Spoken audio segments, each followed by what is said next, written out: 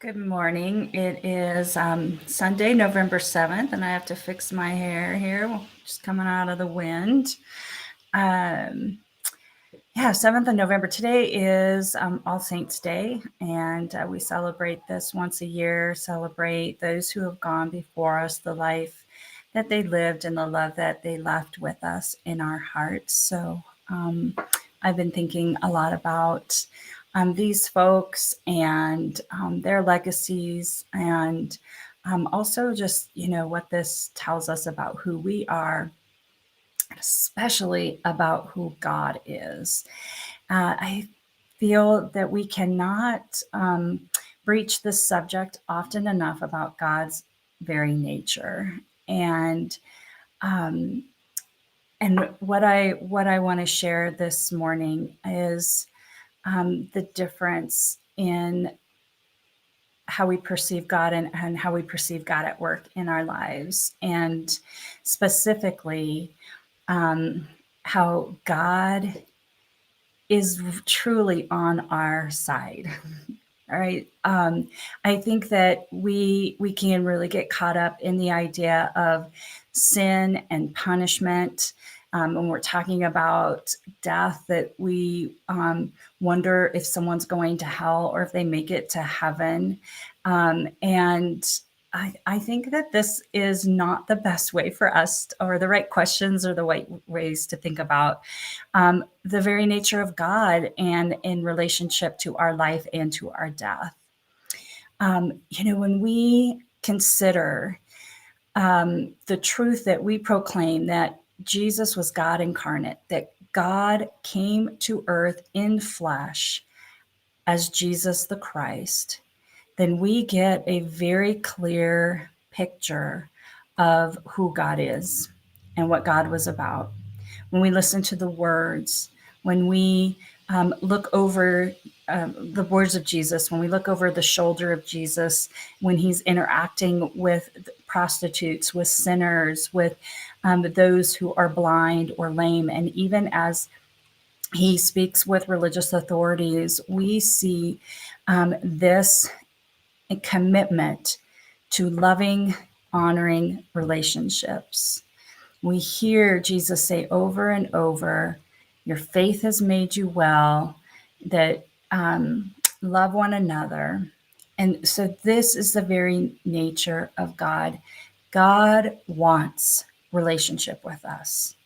God doesn't have a relationship with us so that God can watch over us and see about when we mess up, or keep track of how often we mess up, how often we forget about God.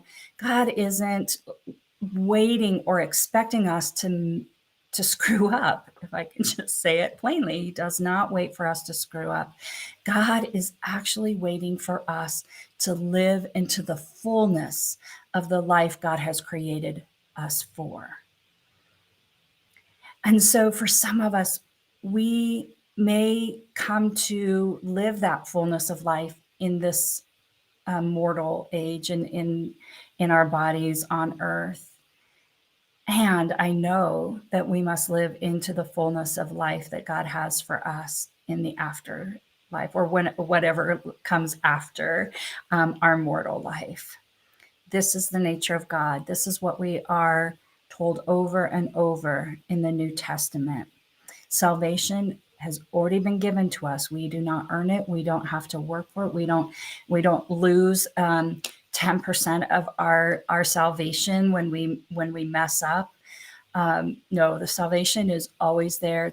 It's been done. That's Jesus said on the cross, it is finished. That's God saying it is finished. Salvation is ours. This is an important perspective and stance as we talk today about the saints who have gone before us, as we talk about what it means to be doers of the word, to be actively living in our faith, living out our faith. This is important because God, I think we want to know that God is for us. Like, God really wants us to be whole. God wants us to live holy. God wants us to be incredibly abundant in the fruit that we produce. We'll be reading from John chapter 15 this morning. And if this, when we have this stance, when we can imagine like God right behind us, Jesus walking beside us, the Spirit bringing us forward, and cheering us on and giving us everything we need, and getting rid of the dead stuff in our life that doesn't help us live fully. When we can view God in that way, then man, don't we have so much to look forward to today and tomorrow and next week? We don't have anything to fear, and we can just be loved on by God. We can love on God ourselves, and it will help us to love on others also. So today we are holding a rather traditional service for remembering those who passed on in this last year. Our worship begins at 10 a.m., both live stream and in person. And so I hope that you can join us either live or by watching the recording at another time. So that is the morning brief this morning. Remember, God is with you. God is for you. And you have before you the fullness of life, not only now, but for eternity as well. So may you have a blessed day on this November 7th. Hope you enjoyed your extra hour of sleep. I sure did, except that I just ended up waking up an hour early, as you can tell. All right, y'all. For those joining live, what a blessing. And for those who watch at another time, may you also be blessed. Bye-bye.